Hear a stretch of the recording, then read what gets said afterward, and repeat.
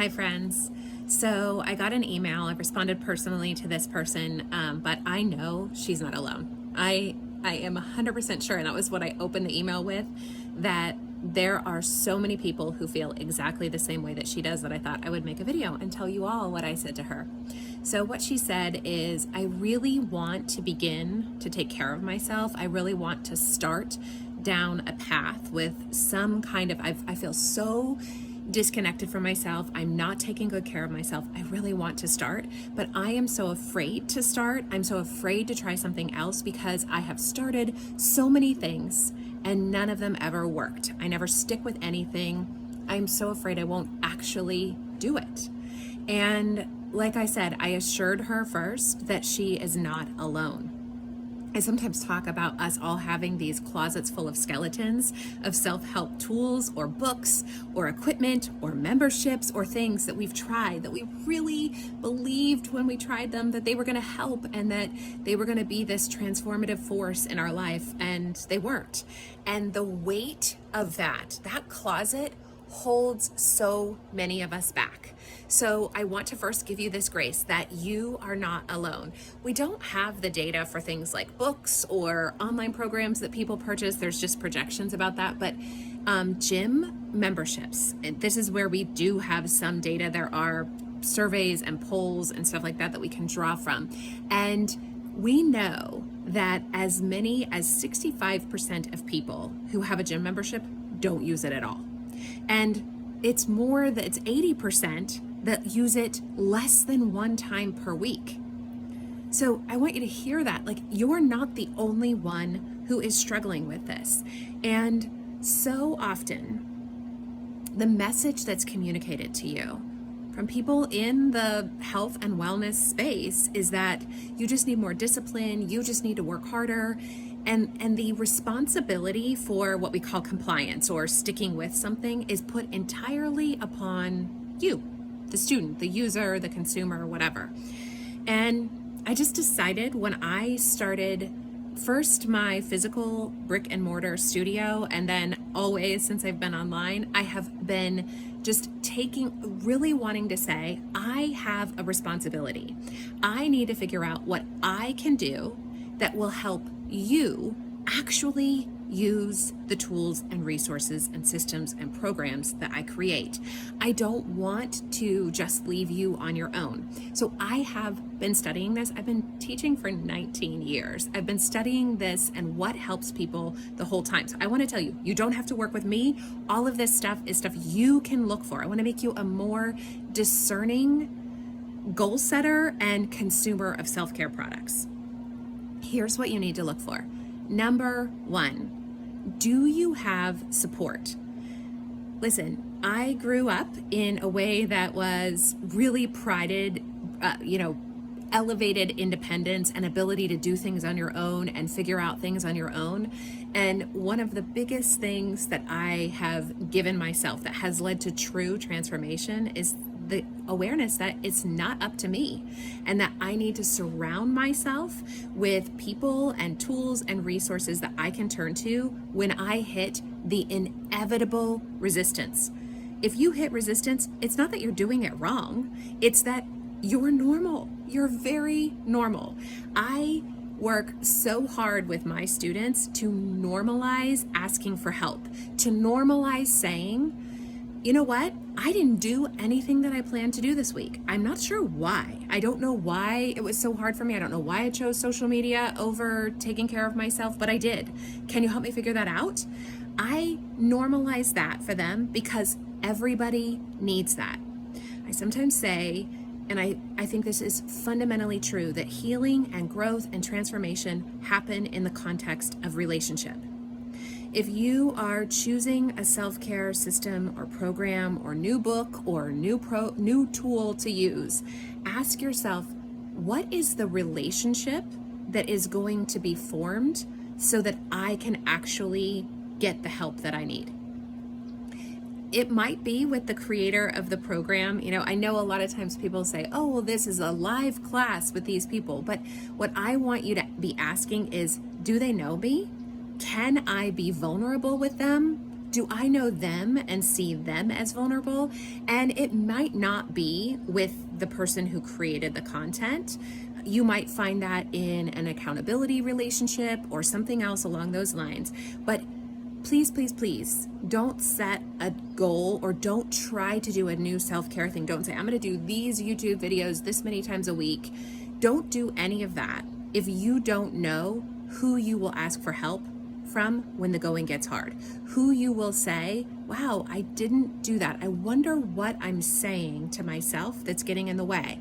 I wonder what kind of support I need. I wonder what help I need in order to make this happen.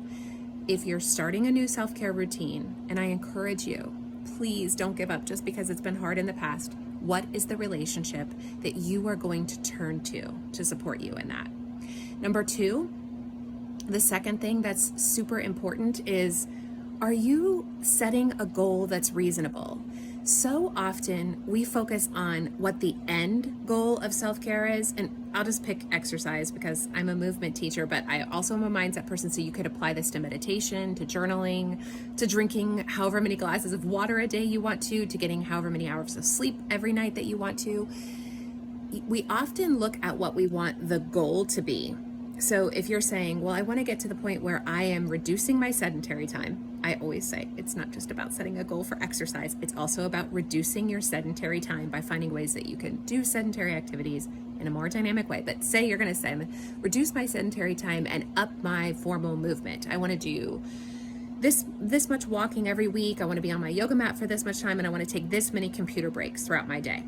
If that's your end goal, and you start your self-care plan by saying, I'm going to do all of that, you are setting yourself up for trouble. That is not how change happens. That is not how new habits are formed. We don't go foot to the floor on the pedal. We have to start slowly. I know especially now, we are all really craving change. We want to be different. We want things to happen. We want everything to feel better right away. I get it. I really do. And if I could give that to you, I would. But it is not how it happens. I want to be completely frank with you. It happens so much slower, and we build lasting habits in such a more small incremental way than that.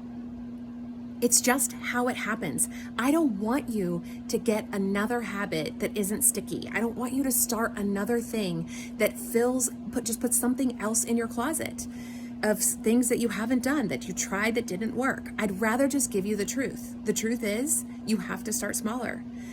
The reason I do with this No Time Self-Care Challenge thing that I'm doing with my people during the holiday season, the reason I do 5 minutes a day is I know that's practical during the holiday season. I know we all have 5 minutes a day that we can find. And I also know the power of those 5 minutes. When you're intentional, when you say, okay, it's just 5 minutes I have, so I'm gonna make it count. I'm gonna make this really impactful. I promise you, I have heard over and over and over again from my students, I know from my own experience in my own body and in my own life, this is how it happens.